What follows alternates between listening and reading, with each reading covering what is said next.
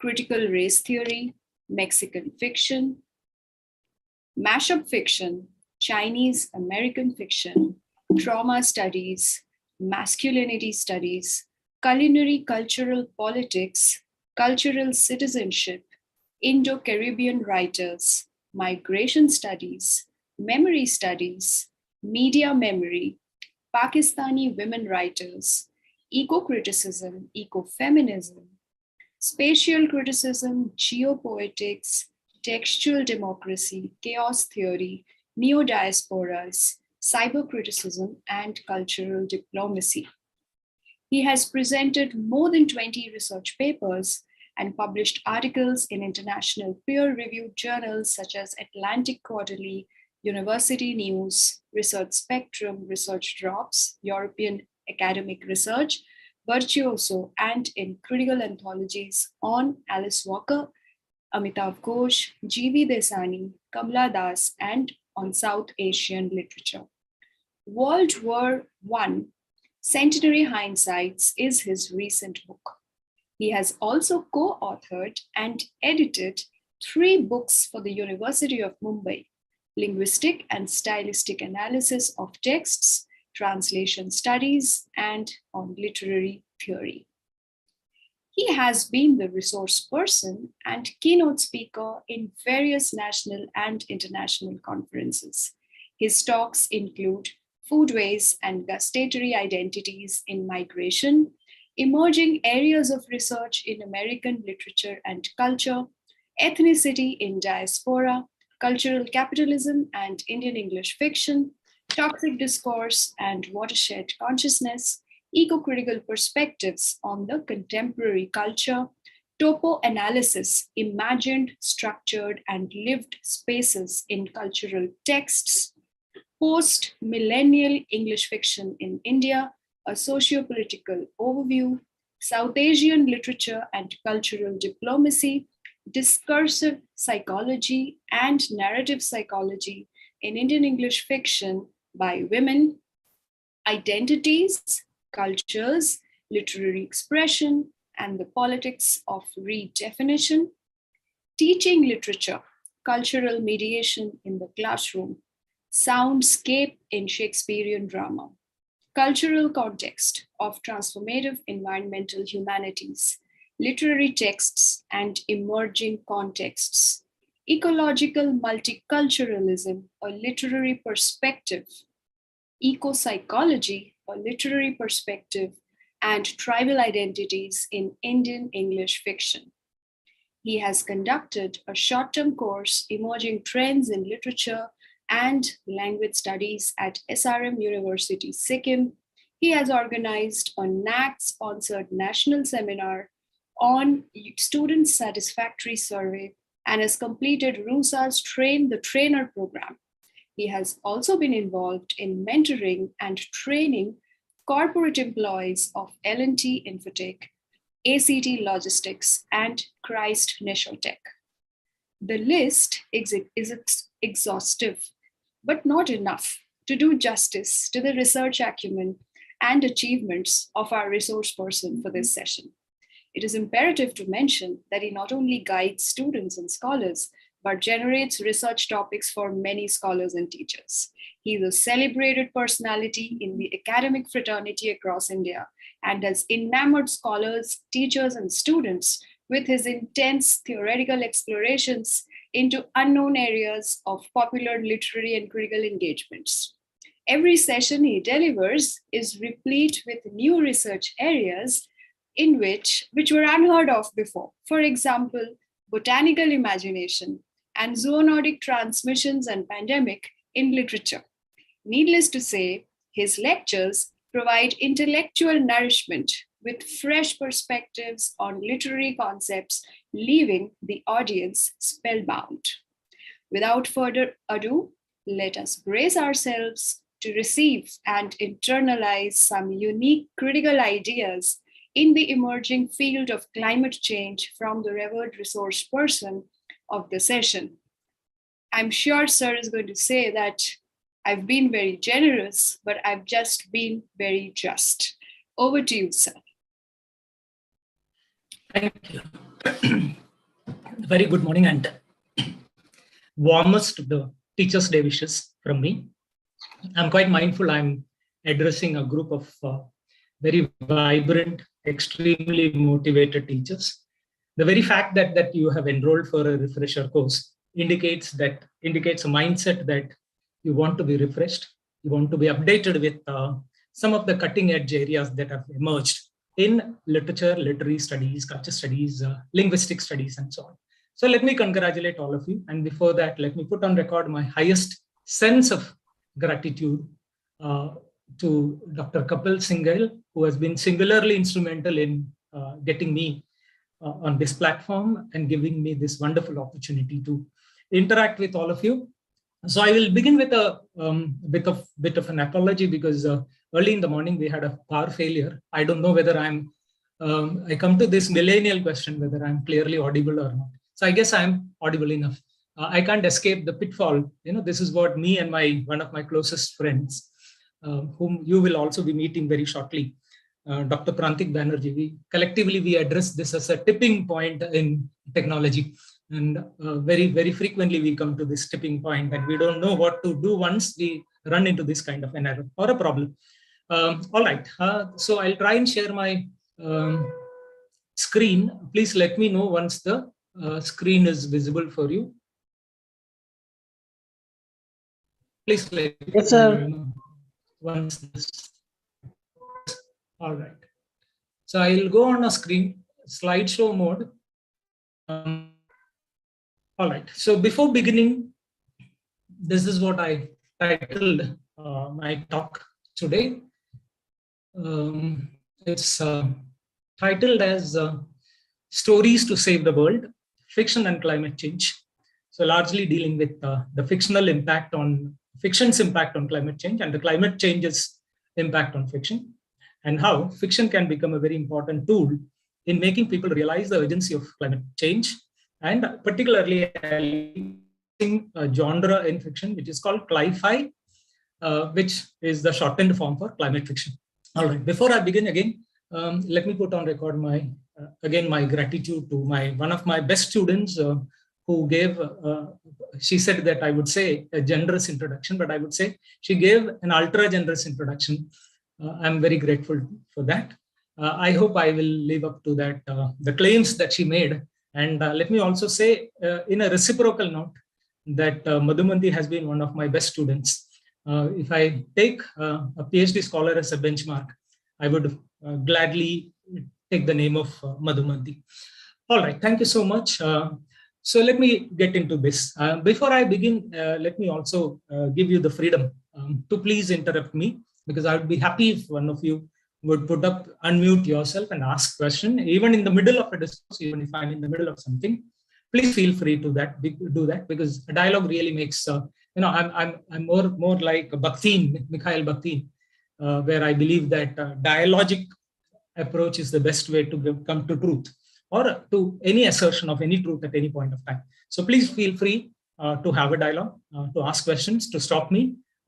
You are the masters, though I'm taking the ship through into this discussion. All right, before I begin, I start with one small question to all of you. One or two of you can answer. My question is climate change a reality? Are we facing the reality of climate change? If you feel so, please unmute and tell me. Anyone can say that. Anyone can answer. Is climate change a reality? Or is climate change still a fiction, that we are not affected by climate change? Anyone can answer. Anyone can respond to this. A very ordinary common sense question. Is climate change a reality?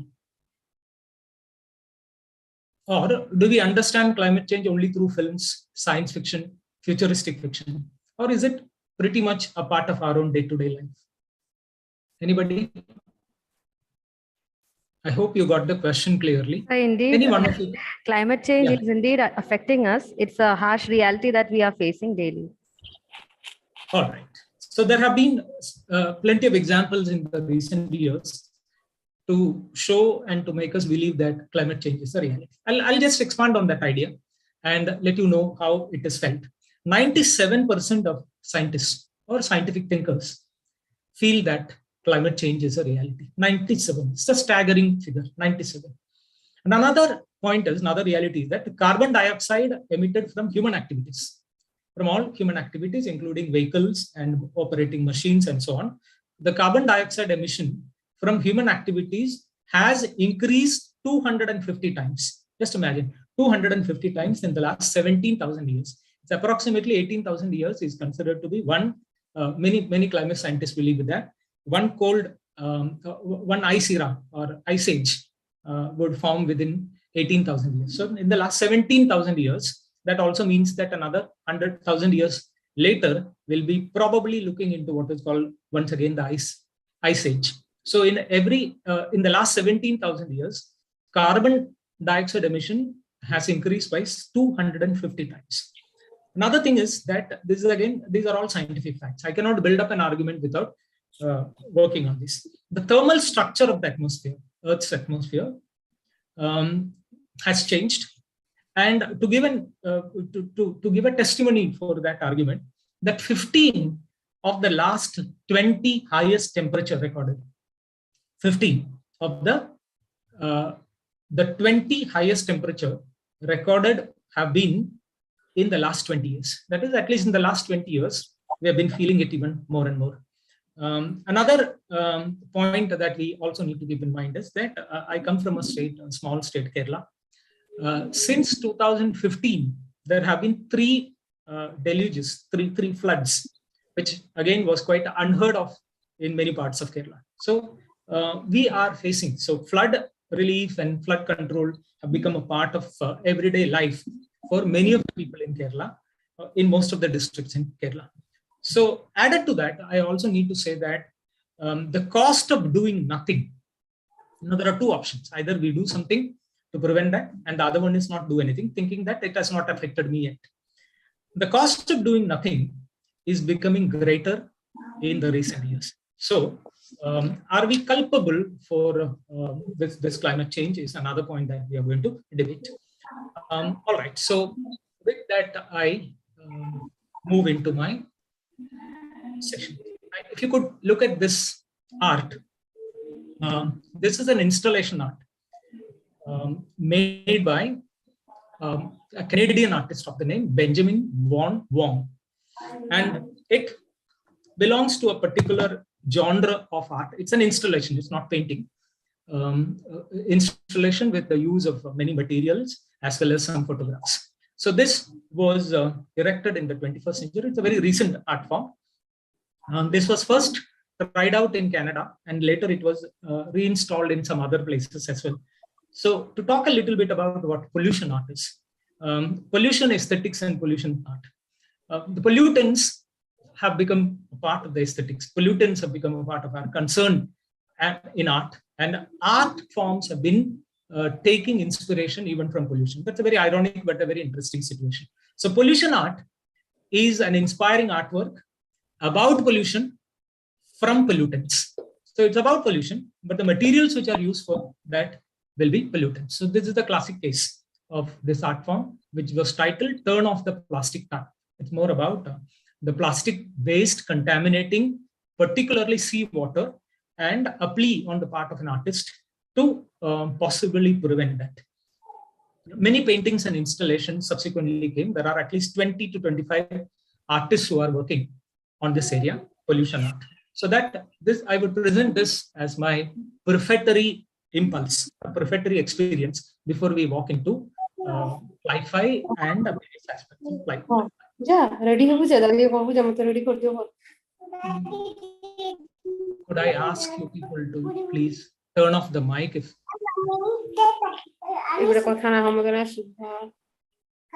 পাঠ পড়ুছে আদে আমার sir পাঠ পড়ে দিচ্ছেন।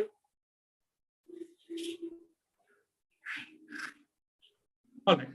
So I was talking about Benjamin Von Wong, a Canadian artist. He specializes in environmental art installations and what we would call as in hyper-realist style, not realistic, but hyper-realist style. This particular work, Turn Off the Plastic Tap, was installed in 2021, post-COVID, to bring awareness about the volume of plastic being dumped into sea, into the oceans, and which gained the universal significance. And there were subsequently many discussions and debates about this work of art. And it caught my attention, so I thought I'll share with you. Now coming to what I intend to do, this is about CLI-FI and what is CLI-FI? Let's try and understand what CLI-FI is at the outset, and then the rest of the things. CLI-FI is also known as Anthropocene fiction. So what do we mean by that? Anthropocene is a term which is used by many eco-critics and ecological scientists, environmentalists, to indicate an era, the present era, the era that we are living from, right from industrialization, is considered to be the Anthropocene era. Anthropocene is an era starting from industrial revolution, where human beings have transformed the Earth's atmosphere in many ways. The pollution level, the temperature, global warming, and so many others. These activities of human beings, it is generally said, have committed the planet to extreme weather. It has committed the planet to extreme weather, polar ice, and a mass extinction of many species. And how big is the impact of this Anthropocene fiction is something that we can understand. One or two cases that I would mention here. In the last 15 years or so, more than 1,000 novels have been written. The impact of climate change on human beings and the role human beings play in climate change. So these novels are largely about what is called anthropogenic climate change. Anthropogenic is a term which is triggered by human beings. Any change that has been triggered by human beings, or rather made possible by human beings. So they all have human source. Then at another end of the spectrum, these novels which deal with the climate change and global warming are also, there is one of the subgenres of CLI-FI is called solar punk.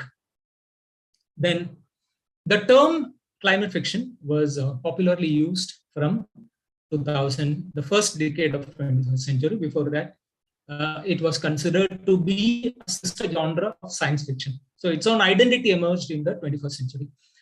Some of the leading names in this genre would be J.G. Ballard, Octavia Butler, I'll be talking about them, Margaret Atwood, Kim Stanley Robinson, and Richard Powers.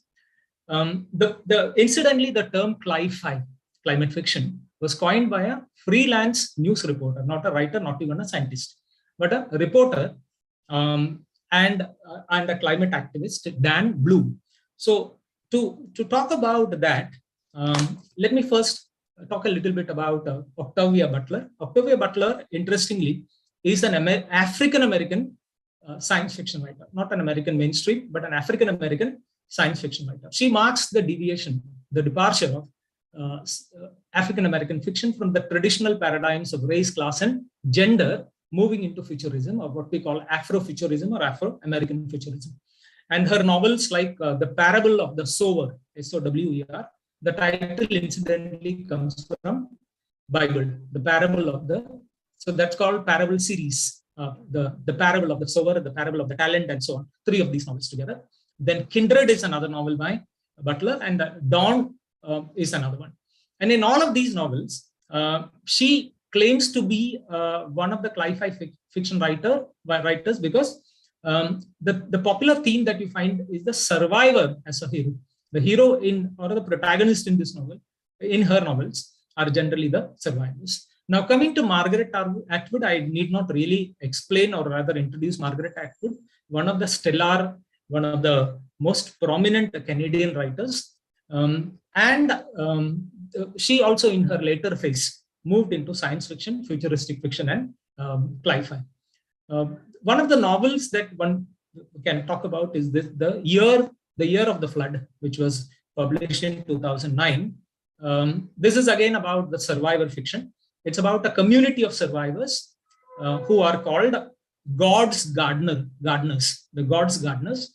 And the theme of environmentally focused religious movement is what one finds in this novel, The Year of the Flood. The religious movement that I was talking about, environmentally informed religious movement, is called the God's Gardeners movement, where the people, the people who believe in this religion call themselves as God's gardeners. And the novel has a prequel. This novel has a prequel, Oryx and Crake, which is also about the same condition, wherein we find hyper-capitalism of the world, forcing the scientists to create a new animal. So it's all about how science can go wrong. So the hyper-capitalist world putting pressure on the scientists, and they could try to create a new animal through the mixture between natural animals. For instance, they try to make an animal of the name Liobam. Liobam, Liobam. Liobam is a blend of lion and sheep. And some of the characters in the novel feel that this has gone wrong, and the protagonist of the novel, Adam 1, his name is Adam 1, he becomes a religious leader and leads this God's Gardeners movement to a greener lifestyle. So it's an eventual movement away. It's optimistic, of course. It is gradual movement away from the technocentric hyper-capitalist society and world order to a greener mode of looking at everything, sustainability, and so on. So that is Margaret Atwood and her two novels, The Year of the Flood and Oryx and Crake. Now coming to, I will not talk about all of them, but just coming to Kim Stanley Robinson. He is an American science fiction writer, very prolific. He has, to his credit, more than 22 novels, including, there is a Mars series, talks about the pollution and the human impact in a futuristic way on the planet Mars. So we have Red Mars, Blue Mars, the Ministry for the Future, Green Mars, 40 Signs of Rains, Antarctica, and Pacific Edge are some of the brilliant novels written by Kim Stanley Robinson. I'll talk a little bit about Antarctica, a 1997 novel, because I happen to know this novel because one of my students worked on eco-masculinity in Kim Stanley Robinson's novels, and I had a chance of great fortune of reading this novel. So Antarctica is a 1997 novel which deals with a variety of characters who live or who visit a research station in Antarctica. So it's about some of the people who are already there in the camp, and some of them come and go, and they become, I mean, these people are, we have a range of characters, from scientists, from activists, from yoga trainer, and to even a senator, US senator. All of them are in Antarctica. The novel is all about the mindless exploitation of the natural resources in the wake of finding oil field and natural gas in Antarctica, in the polar region. The novel very, very vehemently critiques the ideology of science, particularly the exploitative ideology of science.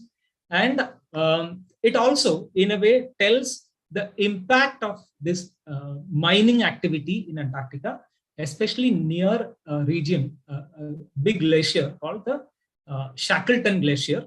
And it's all about the transformation of Shackleton Glacier and the concerns about that, particularly in the context of the oil war that happens in Antarctica. A brilliant novel by itself. There are so many other terms which I'll be using in this session, which are also in a way associated with this novel, Antarctica by Kim Stanley Robinson. I'll be talking about Richard Powers and his novel a little later. Now, coming to the last point in the slide about Dan Bloom, the reporter coining the term cli-fi. Very interesting. Dan Bloom is a British journalist, but interestingly, he's not based in Britain, but he's based in Tokyo and Taipei. Ever since 1991, he has been in East Asian nations. And he was the one who first used the term cli-fi, and he illustrates that as cli-fi is at the simplest level, it is a climate fiction, but he also uses another term for that, that is clience fiction. Clience, C-L-I-E-N-C. Clience is a combination, a portmanteau word, where you have science and climate together. You know, climate and science together, making clients. So he says cli-fi could be climate fiction.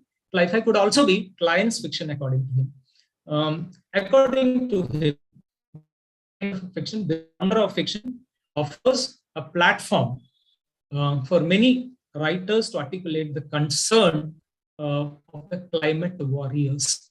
That's a very interesting term, climate warrior. You and I, all of us can become climate warriors. And novelists, particularly according to Bloom, novelists are climate warriors. They are heroes in the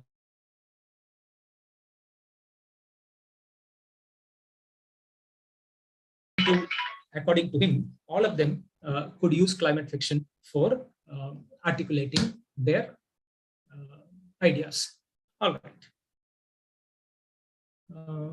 Let me move on. And please do interrupt me if whenever you have an issue. Yeah, I'll also be talking about the context a little bit. What is the context of cli-fi or climate-informed fiction? Some of the realities that we have been facing in the last 20 years have been the inspirational factors.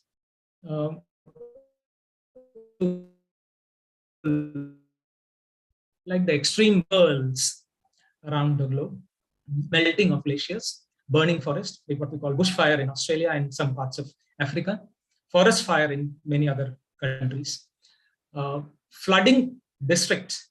I was talking about Kerala, and various districts in Kerala have been under the deluge. Then the annihilation of the species, many of the species of plants and animals. The climate emergency has brought the unimaginable into our daily lives. And whatever appears in our daily life, I believe, will also subsequently appear in literature. And it's in this context that we have one of the important names, Anthony of this very famous two novels, of course, All the Light We Cannot See and Cloud Cuckoo Land. I'll evoke him here for a while and see whether we can relate to that. So this is what he tells. The world we are handling, the world we are handing our kids brims with challenges. Climate, instability, pandemics, of course, you know what pandemic can do, and disinformation. I wanted this novel to reflect those anxieties, but also offer meaningful light we cannot see. The writer and the novel. Doerr is a very famous, very highly celebrated American novelist. Also the winner of the Pulitzer Prize of Fiction, Pulitzer Prize for Fiction. The particular novel that we have under scrutiny, All the Light We Cannot See, was published in 2014.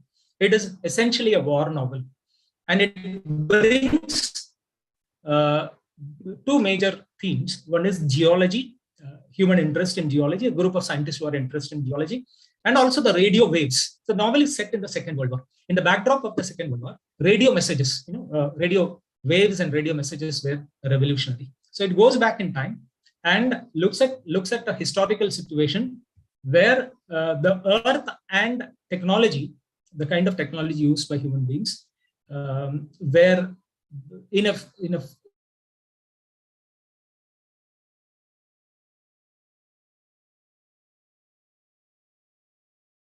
the radio waves and their impact. While talking about Cloud Cuckoo Land, which has it's a saga, it's an epic novel that I would implore some of you to read that if you're interested in science fiction at that magnitude. So it involves five main characters spanning 8 centuries. They represent 8 different generations and 8 centuries, starting from the 16th century. And all of them are involved, interestingly, a kind of a Greek codex. It's called a codex, which maybe it's a kind of philosophy or a secret that they want to find. And eventually the character from the last generation cracks lasting solace. And the philosophy that comes through in that is based on ecology and ecological mindfulness. The novel also, in many ways, brings certain other ideas. One of them is the idea of eco-terrorism. Now, what is eco-terrorism? Eco-terrorism is the use of violence or any form of violence committed in support of environmental cause. For example, if there is whaling in Japan, many of the industries are involved in killing the whales. So there are many activists who break the law and they try to barricade the ships which are going into the sea. So that is in a way, it is a use of violence. It's a crime that is committed, and which is also called ecotage.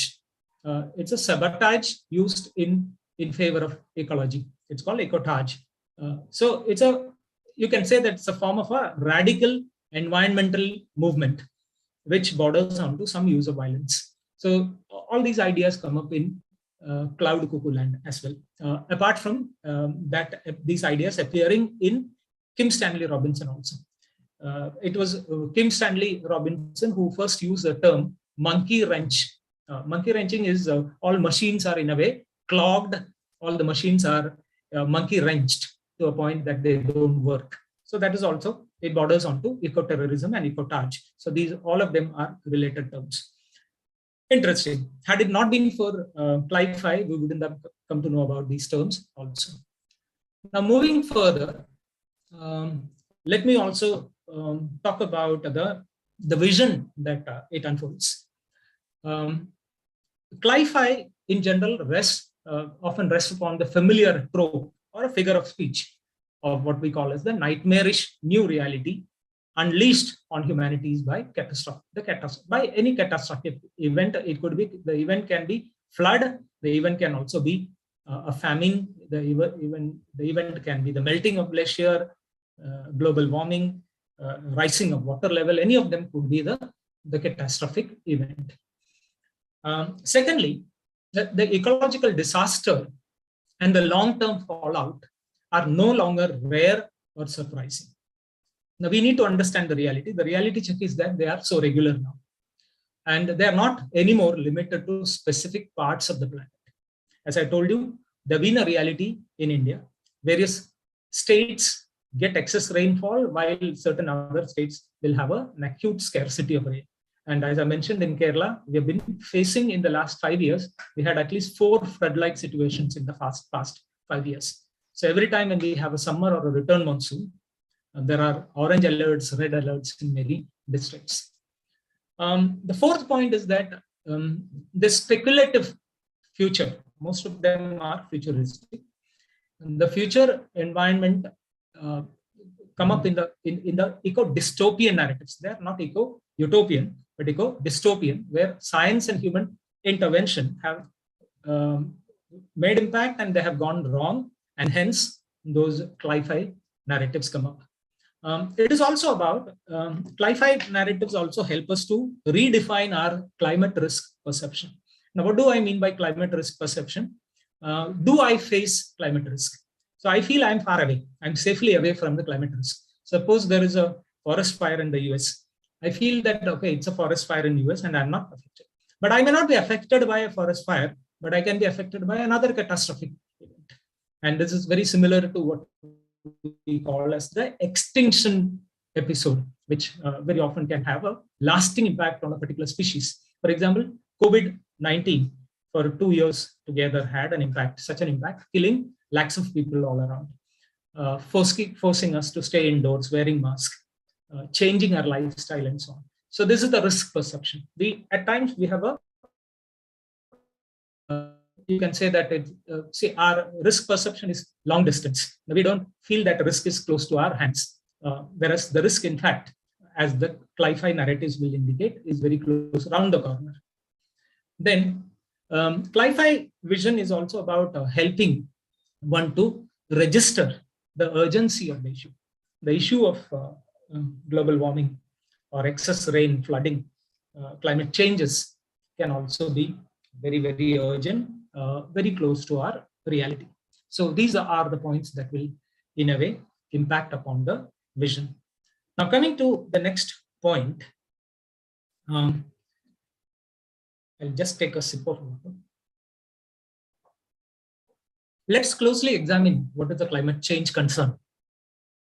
In a study conducted in 2015, as a part of the Yale study on climate change, Yale University study on climate change, 3 of the interesting thinkers and scientists, Sander van der Linden, Edward Maybach, and Anthony Leiserowitz, 3 of them, They combined, they come from 3 different domains, but then they made a very good team.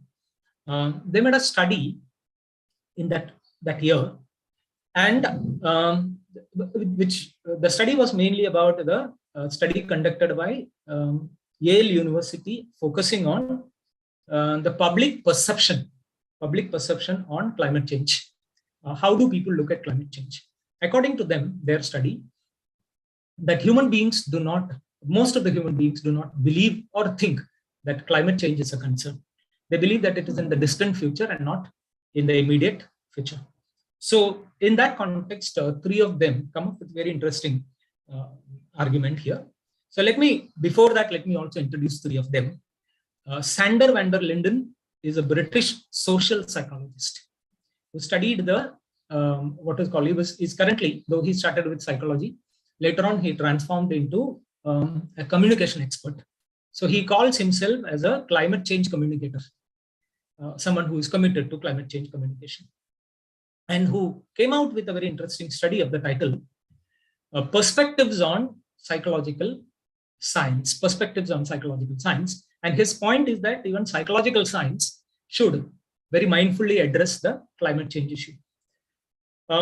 He also believes that human psychology, the basic human psychology, makes it very difficult to accept the climate change communication challenges. So if you communicate to people about climate change, the basic human resistance, their psychological resistance is so strong that it is very difficult to communicate climate changes to vast majority of people.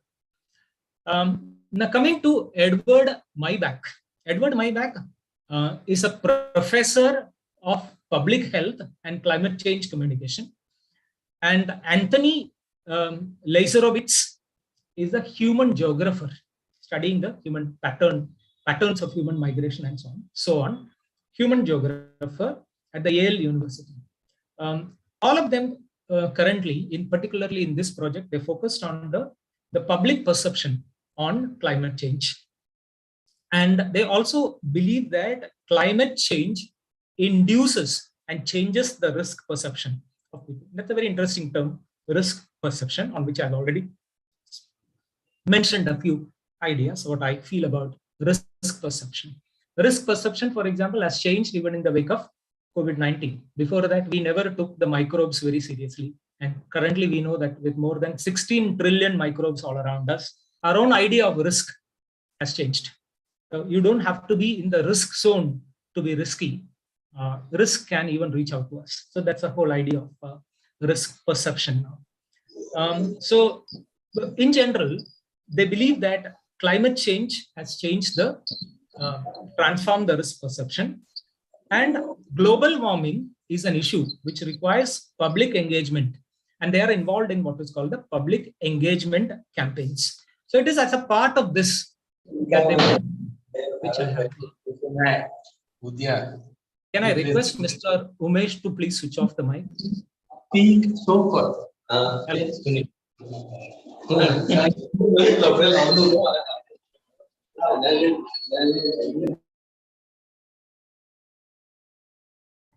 Thank you.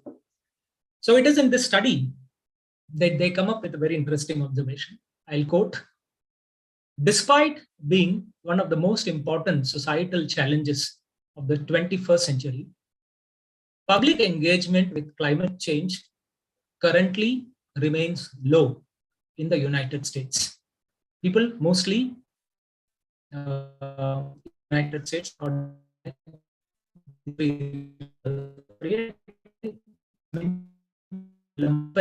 towards climate change. Has found most people regard climate change as a non-urgent and psychologically distant risk.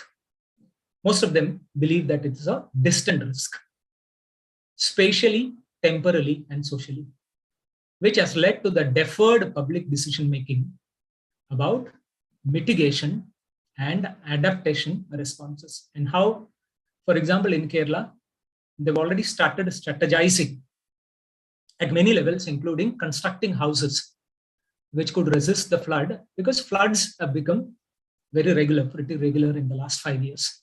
So this is what I mean by risk perception, and how in general people feel that climate risk is at a distant future and not an immediate reality. So this, all right. Moving ahead, I can actually take this non-fiction by our own great Amitav Ghosh as a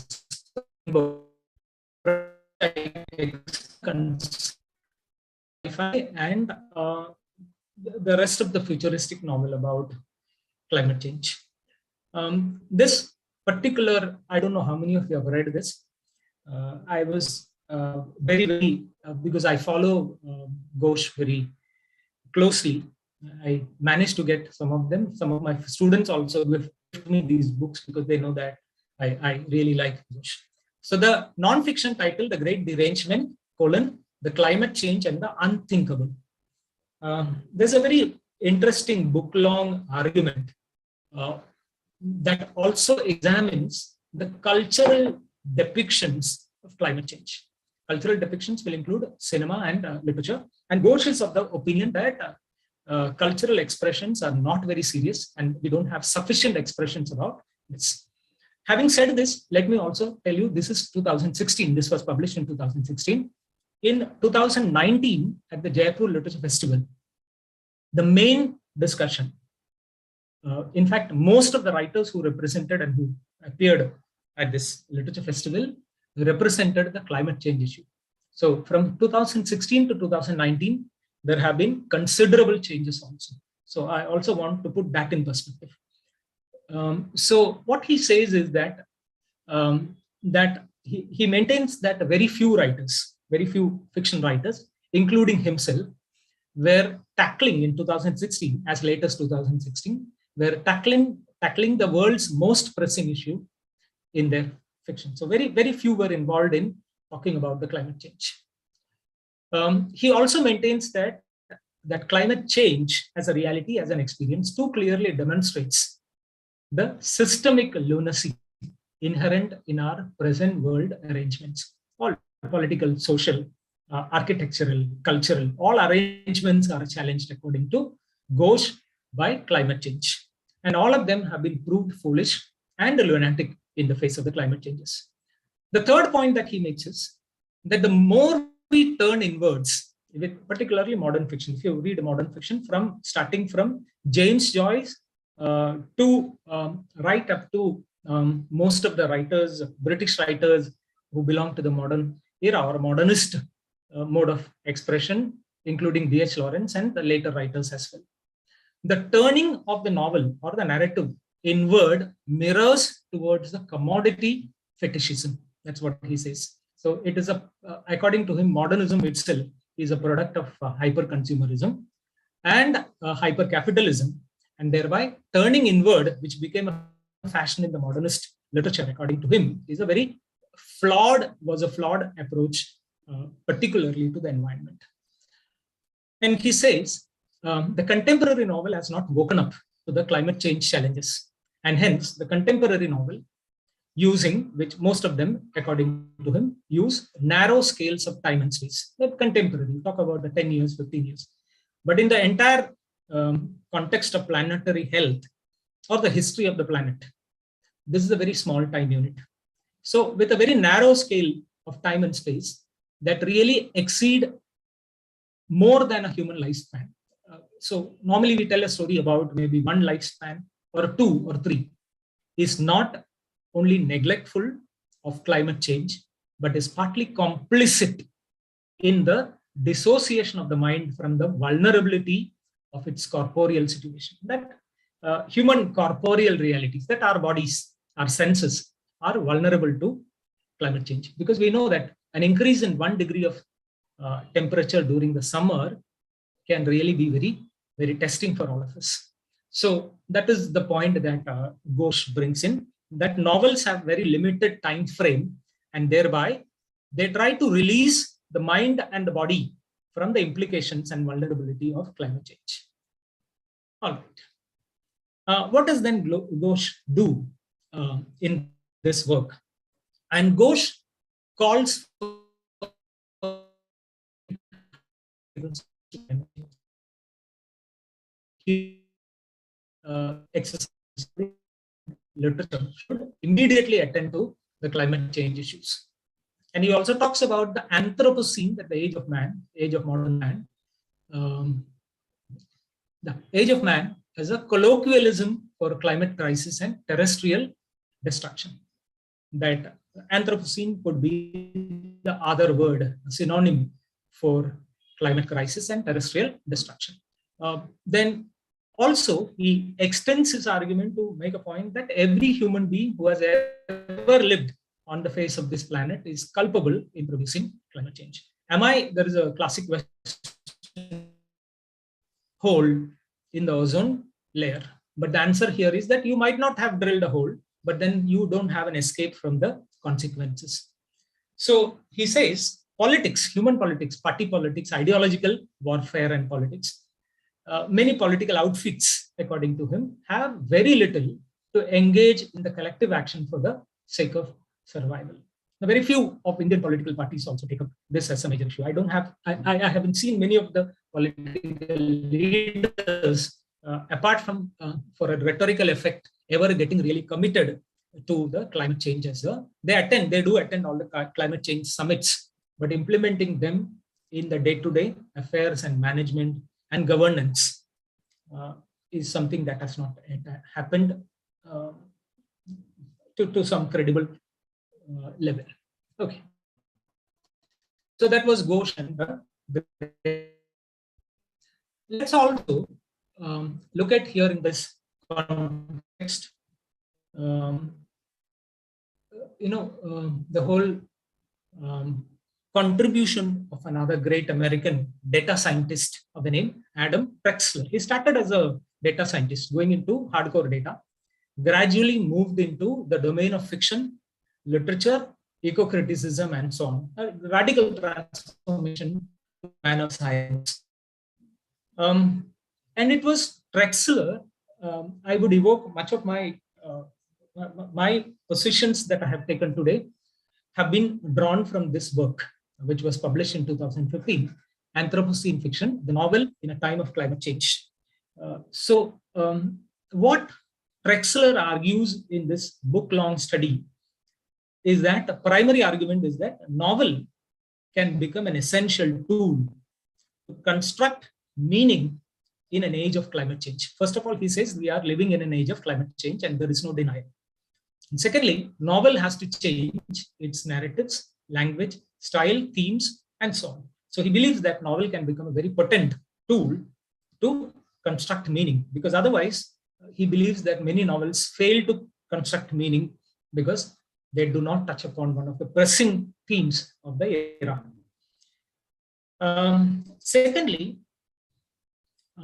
we also find that Trexler stating that the novel in many ways, he says, can expand the reach of the climate science beyond the laboratory. That is also another point. There is a divide, there is a gap between the laboratory science and the ordinary human experience and awareness. So he says novel can bring science from laboratory into to the perception and experience of common people.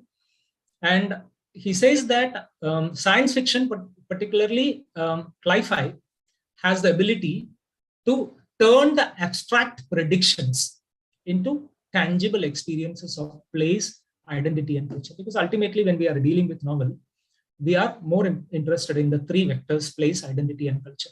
So sci-fi, according to him, localizes and gives identity and gives a kind of cultural label to the experiences of climate change. He also argues that the political and the economic organizations get transformed by their struggle for sustainability. And all of them, according to him, necessarily should undergo these changes. And as these political and social changes, social institutions change, so will the novel. And novel too will be compelled to adapt to the new boundaries between truth and fabrication, particularly in a post-truth era. One of the lasting truths could be that of climate change and the impact of climate change. All right. Now, coming to the next part of this, I'll be talking a little bit about a very interesting novel by Jesse Greengrass of the title The High House. Jesse Greengrass, a very, very young, vibrant, even if you Google and find out her photograph, she looks very young. She's very, very vibrant and an activist, and she's also a British novelist. And this novel of the title, The High House, was published in 2021. I'll talk a little bit about this novel so that I will be able to illustrate what Cli-Fi is also. So this novel is about the High House. As the title suggests, it is about a house which is constructed on a cliff to be safely away from floodwaters. So it's about the High House. It is about the members of a family. There are 4 or 5 of them, and some related characters, members of a family who survive a climate disaster.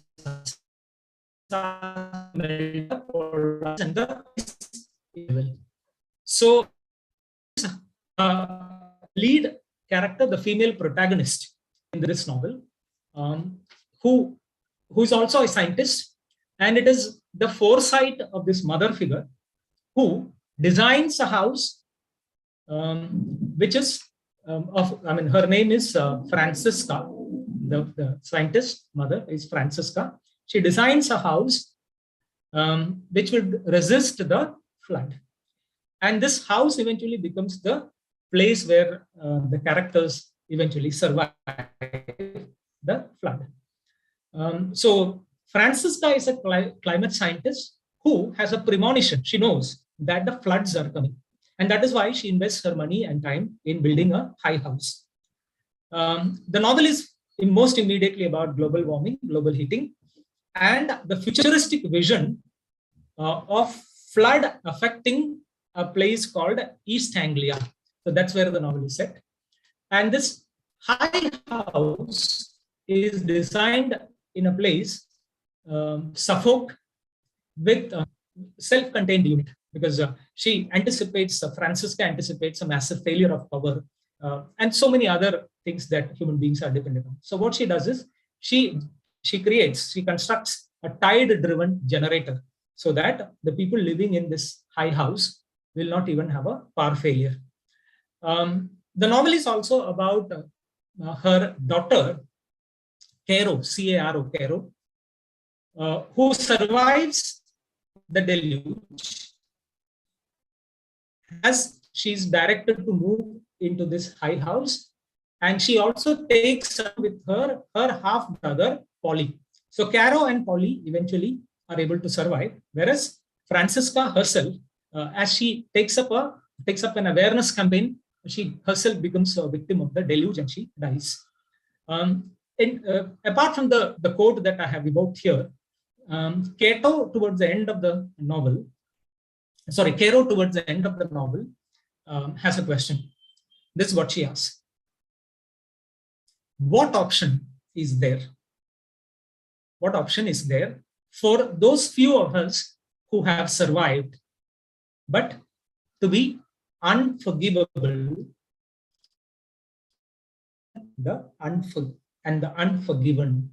So this is what the doubt she has. And it's in this very same narrative, we find these remarks, and I quote, "The whole complicated system of modernity, which had held us up away from the earth, was crumbling. And we were becoming again what we had used to be, cold and frightened of the weather and frightened of the dark. Somehow, while we had all been busy, while we had been doing those small things which added up to living, the future had slipped into the present." A very important vision, that what is it to be the victims of a calamity like that. Now, there will be power cut. There will not be enough heating agent, like you cannot have room heaters when there is a massive failure like that. And we'll be facing once again the very same point in history, in anthropological history, scared of cold, darkness, and will be going back in a kind of a cycle, catastrophic cycle. Will be going back to that. So future here slips into the present because surviving the present becomes more challenging than thinking about the future. This is the vision that a novel like The High House holds forth for the readers and qualifying thereby as a cli-fi. Moving ahead, I also need to talk about Robin Mackay, a British journalist, editor of the science editor of the Observer, very interesting publication. What Robin Mackay has been involved in of late is in communicating and to expand the popular interest in biological science. It is in that context that he also realized that while educating people about biological science, he also needs to talk about the futuristic vision, which are closely allied with cli-fi. So he eventually turned to cli-fi, and he made a very interesting commentary on 3 or 4 contemporary cli-fi writers, including Sarah Moss, who wrote Cold Earth. I'll come to that just a little later. Matthew Glass, who wrote Ultimatum, Liz Jensen, who wrote The Rapture, and Stephen Baxter's Flood. At least I'll talk about one of them. So it is in the context of making a commentary on the impact of these 4 or 5 narratives that Mackay had commented, had of course mentioned these lines. I'll read out for you. Our planet is getting mad as hell, and it isn't going to take it any longer. It's an old theme, but a rich one. And in the 1950s and the 60s, provided plots for dozens of science fiction disaster novels. Cities were drowned, oceans eradicated, and pastures killed off as authors such as J.G. Ballard, Charles Eric Maine, and John Christopher subjected civilization to a welter of different indignities. Apocalyptic literature that mirrored the era's Cold War uncertainties. That was about 50s and 60s. Then he comes to the present and says, today, in these more strained ecological times, this kind of storytelling has taken on a harder edge, and eco-thrillers have become a more robust genre. So he gives the rationale for why more writers should get into cli-fi and why more readers should also be interested in that, because according to him, the 21st century presses the need to attend to climate change realities, maybe more than what had happened in the futuristic fictions of the 1960s. Now, talking just a little bit about Sarah Moss's novel. Sarah Moss is a British novelist, and she wrote this novel of the title Cold Earth, which is about a team of 6 archaeologists who are marooned in a distant location in Greenland. In fact, they make a team and they go to Greenland, and then they are away from the populated region. They go into a distant, remote place, and they start their studies and investigations there. Now, in the meanwhile, these 6 archaeologists are quite unmindful. They have been there for quite some time in that remote location. In the meantime, a pandemic breaks out. And the pandemic plagues the world, not just a few countries. The pandemic plagues the world, and the plane which was scheduled to take them away, take them back to their countries, does not come. It does not arrive. So that is when they realize the magnitude of the pandemic. And all of them make it sure, or rather they are very sure that they won't survive. They won't get a plane back, or maybe they cannot fly back to their land because the pandemic is so uncertain, and then it's beyond control. So they decide that they will write their final letters. So each one of them, also, the novel is made of these 6 voices, each one writing a final letter, a long letter. And in the meantime, even as they write these letters and all of them are put together into a narrative, they and follow the pandemic and the pandemic by reading online news about the pandemic on their laptop. But what Moss in a way tells us is that reading about the pandemic and being in the thick of the events in the pandemic are 2 different things. And these people have been cut off from one of the life-changing episodes of the planet. Now, we nearly had that when we had the COVID-19 scare. It was almost a life-changing experience. So that's the novel, very interesting novel, which again claims to have the status of a cli-fi. Sarah Moses, Cold Earth.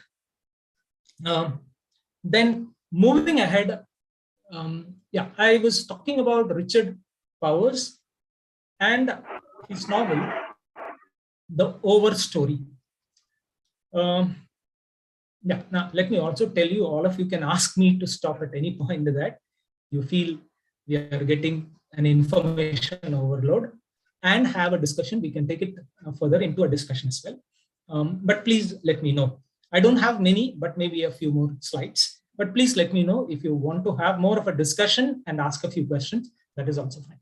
All right. Richard Powers in this novel, The Overstory. Richard Powers is incidentally one of the celebrated American novelists who won the Pulitzer Prize for Fiction in 2019, as recently as 2019. And this novel, The Overstory, is a 2018 published novel.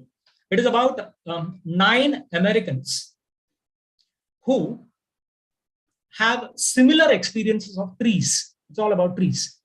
The novel is all about the trees, the life of trees, the mind of trees, and human-tree interaction, relationship, and so on. So these 9 Americans have had either mystical or some life-changing experiences with the trees. So they come together to protect the forest because they believe that forests are very important and trees are also very, very significant, unlike many of the people around them. So the novel is divided into 4 segments. The first segment is called Roots. The second one is called the Trunk. Third one is the Crown. And the fourth one is called Seeds.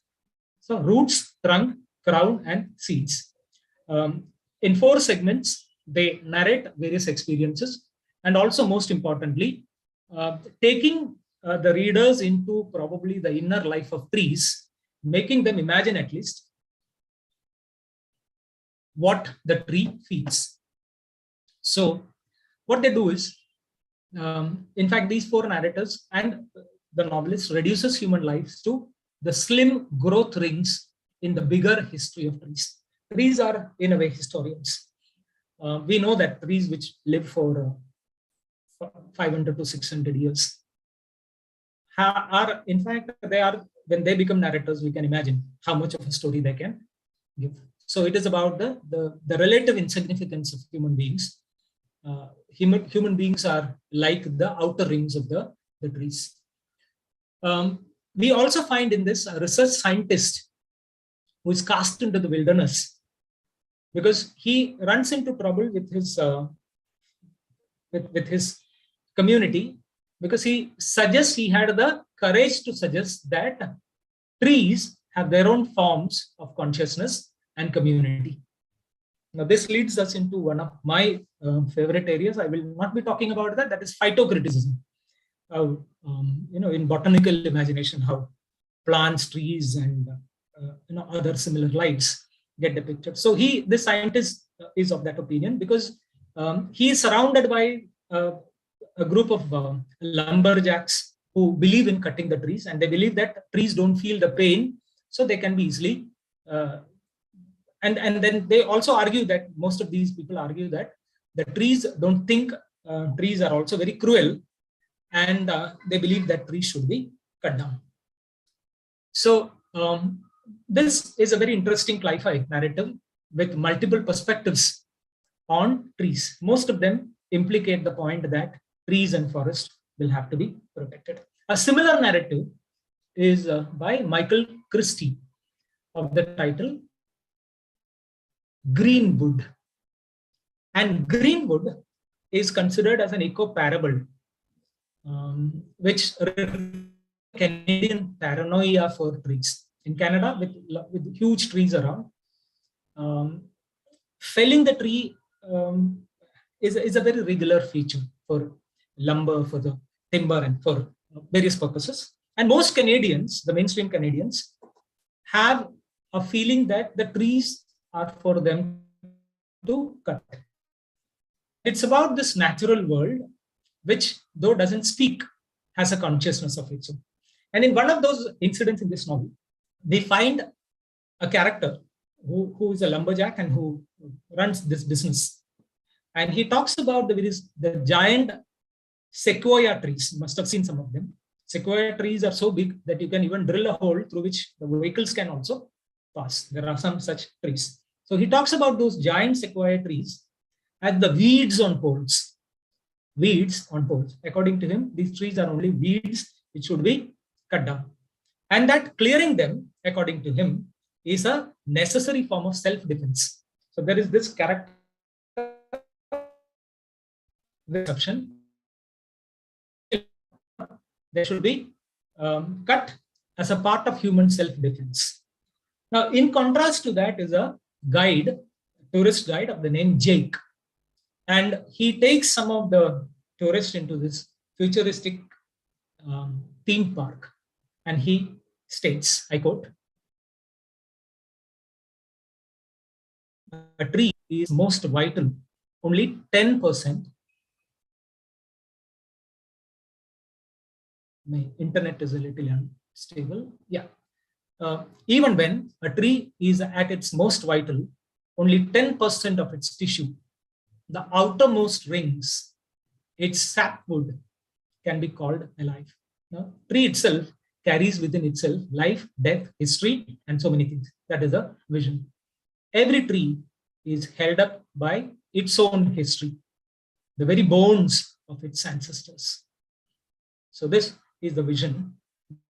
The vision of time, very different. This ecological time that the tree holds forth is completely different from the calendar time or the clock time that human beings have developed. So that's what Christie, in a way, tries to tell us.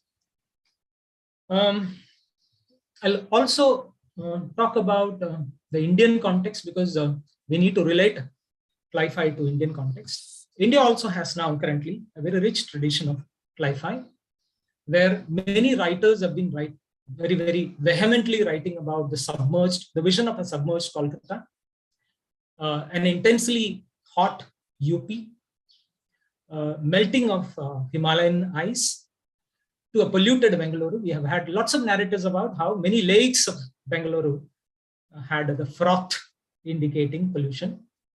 So writers have started using, and one is K.R. Usha's Monkey Man. It's a novel, K.R. Usha's Monkey Man. Writers are they've been using speculative fiction to sound a warning about the warming world. And there are also many writers in the regional languages, particularly in Hindi fiction written in Hindi. We have three names: Vidyasagar, Nautiyal, Virendra Jain, and S.R. Harnott. They claim themselves to be the mountain writers. They're from the mountain regions. And they write largely about many of these issues. For example, Vidyasagar Nautiyal, who lives in the hilly region of Uttarakhand, and has written a very interesting narrative in Hindi, Suraj Sabka Hai. Suraj Sabka Hai, very interesting narrative, which focuses on the lives of women in the hilly regions in the context of the environmental depletion. Then Harnott is from Shimla, and his novels are mostly based on that region. And some of you might even relate to a name like Bittu Saigal. I don't know whether you can recall him. Bittu Saigal is a writer, ornithologist, activist, and most importantly, the editor, founder, editor of Sanctuary Asia. Have you seen this magazine, Sanctuary, which is about Indian wildlife and sanctuaries? And in fact, he was instrumental. He has been instrumental in the last 30 years. Even when I was a student, Saigal had just started with this movement. So Saigal also says something about the necessity of articulating the environment as we understand in Cli-Fi narratives. This is what he says. Descriptions of extreme dystopias, like we have seen in films, generate disbeliefs. So when you write this, this is his point. He doesn't believe in writing and depicting the climate issues in dystopias. But he says, but a subtle change, one that affects you or your neighborhood's dog, affects the readers more. So if you render the climate change issues as a futuristic event, the readers and the viewers would not be affected. It's a very different perspective that Saigal says. You can bring the climate change issues into your own immediate life, look at your own neighborhood, and to show how plants, animals, and other non-living stakeholders are also affected by the climate change. For example, the dwindling of the population, crow population, dwindling of sparrow population is something that we can relate to as a climate change issue. One more narrative that I will talk about, and then I will stop. It is this very interesting novel of the title. Let's, by looking at Indian Anthropocene novels, we have one of the earliest is Arun Joshi's City and the River, published in 1990. Amitav Ghosh's novel on Sundarbans and the delicate ecosystem of Sundarbans and how that is affecting eventually, in turn, affecting the population of Gangetic dolphins, the Royal Bengal tiger, and so on. That is what we have in The Hungry Tides. I've spoken innumerable times on The Hungry Tide, so I will not be talking about that, but I'll be focusing on Indra Sinha's 2007 novel about the Bhopal gas tragedy, Animals, People. And we also have this graphic novel by Sadhnath Banerjee, All Quiet in Vikas Puri, published in 2015. I'll just talk just a little bit about this interesting novel, Animals, People. Now, Animals, People is set in a fictional city of the name Kaufpur. Kaufpur, Khaufpur. Kaufpur is allegorically Bhopal.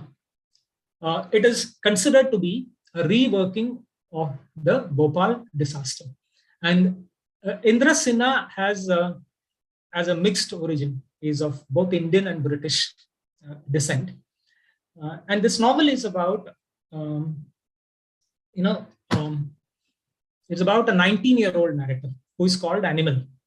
The reason being, his spine, he's a victim. He's a victim of the explosion of the factory. So as a victim of this explosion and gas tragedy, he has a disability. And what kind of a disability is that? His spine gets twisted. Since his spine gets twisted, he can walk only on all fours, like an animal. So initially he's quite disturbed with that, but gradually he takes that to be his identity. He feels that as an animal, so ever since he starts walking on all fours, he's called an animal. So this character, he has no other name but Animal. He claims, eventually, towards the end of the narrative, he claims that he's an animal and not a human being. And he lives in the, under the shelter of a nun, a French nun, old French nun of the name Ma Francie. Ma Francie has been there in the city as a part of the rehabilitation program and also helping out the poor people. So he has this lady, French nun, Ma Francie, and a dog of the name Jara. So the novel also has an American doctor a lady who starts treating the victims of this tragedy. That it's from, at one point, the work is so much that she's not able to handle. So when she gets a little flustered with this, she shouts at the patients, the people. And the title of the novel comes from that.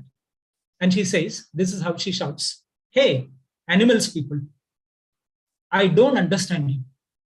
So in a way, she identifies the people, most of the people, the victims, also with the character animal. And then this is how she shouts, "Hey, animals people, I don't understand you."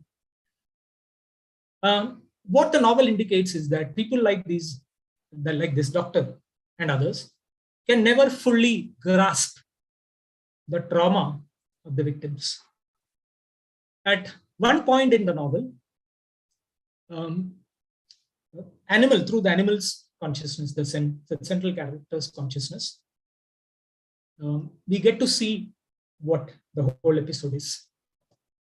I quote, "Once, this is Ma Francie, the nun. Once, Ma's eyes were bright blue. Now they are milky with coming cataracts. But when she speaks of Sanjo, that is Saint John, Sanjo is a name commonly used among the Jesuits in India. When she speaks of Sanjo, such a look comes into them. You would expect their milky clouds to part and light comes streaming through. Ma brings out a small black book. It's the one written by Sanjo that tells about the end of the world. She holds it up close to her nose. So it's about the apocalypse that Saint John talks about, which in many ways one of the central characters visualizes in this novel. So this is again, in a way, another manifestation of Cli-Fi. At another novel that you probably could read, I will not spend much time, I'm running short of time, it's Rajat Chowdhury's The Butterfly Effect, which is also about many of these issues, including the rising sea level and the human experience of science going wrong at one point. All of them get reflected in this novel. There are some African-American, or what we call as Black Cli-Fi writers. Octavia Butler, I already spoke about that, and there are some more of these women writers, Black women writers, whom you could read. Jemisin, Nady Okorafor, Mbue, and Sherry Smith. They're all full-fledged contemporary Cli-Fi narratives dealing with Afrofuturism and race-informed. So they deal with race, class, gender. Along with that, they also talk about the climate issues. Another term that is closely related to Cli-Fi is solar punk. So the world that's in the threat due to the climate crisis. Only difference is that if Cli-Fi can be very pessimistic, solar punk generally has an optimistic. The problems are resolved, being approached with a kind of camaraderie.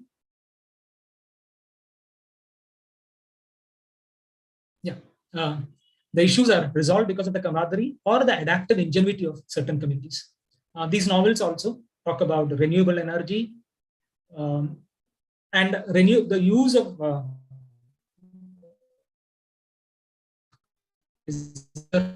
solar.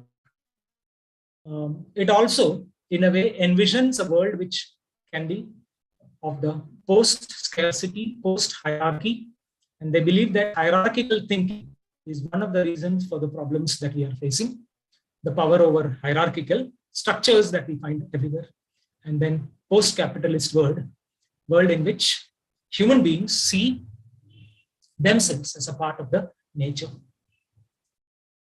These are some of the examples of solar punk. The word punk indicates a disregard for many structures. So it is a revolutionary as well. Margaret Atwood's Oryx and Crake, Octavia Butler's Xenogenesis series, 3 novels, Dawn, Adulthood Rights, and Imago. Okorafor's Who Fears Death. And there are many computer games that now kids and young adults get involved, like Earthlock, Abduction, and Boat World Adventure.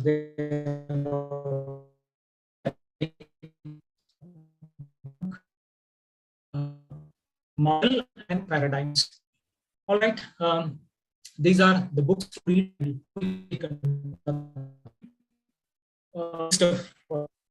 Cli-Fi. I'll share the PPT if any one of you is interested in taking up any research in climate-informed fiction, climate change and fiction. And yeah, other than that, my secondary sources, these are the, apart from Adam Tretzler, I have a few other works which have gone into my reference. One is that Adeline Petra's study, Climate Change and the Contemporary Novel. Then Antonia Maynard's Climate Change Fictions, Representations of Global Warming in American Literature. And also this Shelley Streeby's work, Imagining the Future of Climate Change, World Making Through Science Fiction and Activism. So could look at any of them if you are interested in reading further. And as I have already said, this is one of the largest and the fastest growing subgenres of fiction. And yeah, thank you so much for such patient listening. I hope as a part of the refresher, I have taken you a few strides into green fiction, green literature, especially in the context of Cli-Fi and solar punk. Thank you so much. So if there are questions, I'll be glad to answer.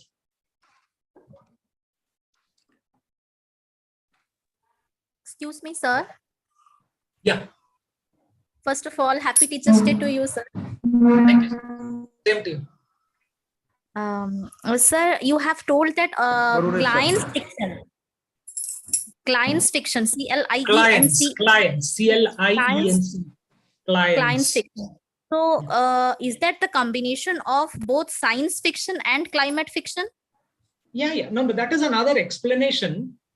That's another explanation that Bloom gives for the term. He says that Cli-Fi can be interpreted as climate fiction or client's fiction. It's another name for Cli-Fi. Achha, it's another name for Cli-Fi. Yeah. Climate fiction. It's So it's not a genre. combination of. No, it's not a Okay, different. not. Okay, sir. Thank you, sir.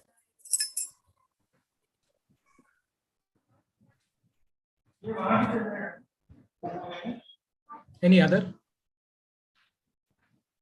query, concern, remarks, observation? Hello, sir. This is Ashwin Patil from MB Patel College, Sadagarjuni. I have a question related to Octavia E. Butler. Yeah. How do you justify the role of Octavia E. Butler as Cli-Fi writer? And another supplementary question is that is Octavia E. Butler more of Afrofuturist novel than Cli-Fi writer? Okay, I'll answer the second question first. Okay, sir. The current phase, the current trend in Afrofuturism is to include the concerns of Cli-Fi. So thereby, she becomes a part of that. So Afrofuturism has taken a new direction. So in the process of doing that, she anyway qualifies to be a Afrofuturist, also interested in Cli-Fi. So at one point, at least in the recent years, there has been a merging of Afrofuturism, sci-fi with Cli-Fi. So that is a point of. I suppose I have answered you. Yeah. Thank you, sir.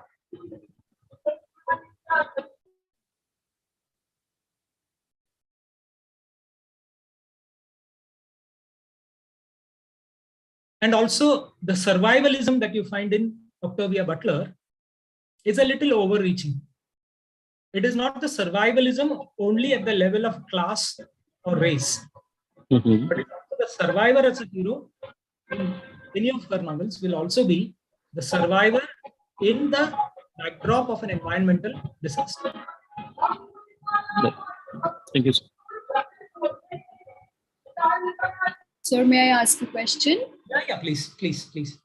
Yeah. So in many of the novels that you have mentioned, you have talked mostly about survival strategies and an awareness of the lives of trees and lives of animals, which the Anthropocene is not aware of. So is there a novel amongst these which talk about the restoration in a very scientific manner, since you also talk about future? Solar punk. Most of the solar punk novels are. Okay. They talk about the restoration of climate. Yes. Particularly on the basis of alternate energy, green energy and so on. So that is a deviation that solar punk novels have. Thank you, sir.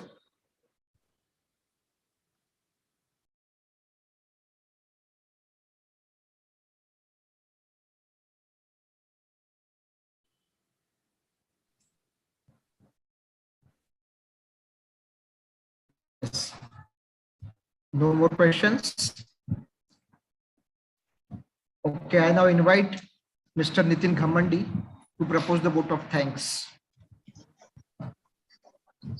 Thank you, sir. Let me take this opportunity to wish one and all present here in this August gathering a happy Teachers' Day. I welcome to one and all for this 2 weeks literary feast and Dr. Dinesh Nair lecture can be stated as the key point in this regard. His topic, climate and fiction, has reflected number of issues in front of us which might have been not discussed or even not touched, but he has very skillfully presented in front of us the issues related to environment through English novels, not only on the world stage but also from Indian perspectives, also how we need to understand the environment and its issues and how we need to cope with it, as it is one of the most important issues in day-to-day life. So I would like to thank to Dr. Kapil Singhal for giving me this opportunity to propose vote of thanks, and thanks to UGC HRDC Nagpur for giving me this opportunity also, and thanks to everyone, to the speaker as well as to the listeners for listening patiently on this topic.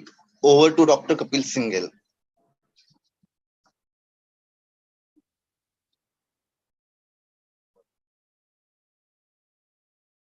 Sir, you are muted. Kapil sir. Thank you, sir. Thank you. Yeah. So again, on behalf of all the participants and Rashtrasant Tuproji Maharaj, Nagpur University, Nagpur, I appreciate Professor Dinesh Nair sparing time for us from his busy schedule, and with the announcement that we will be meeting again at 2 o'clock for at 1 o'clock for the next session. I declare that the session is over. This session is over. I'll take your leave with your permission. I'll take. Yeah. Yes, sir.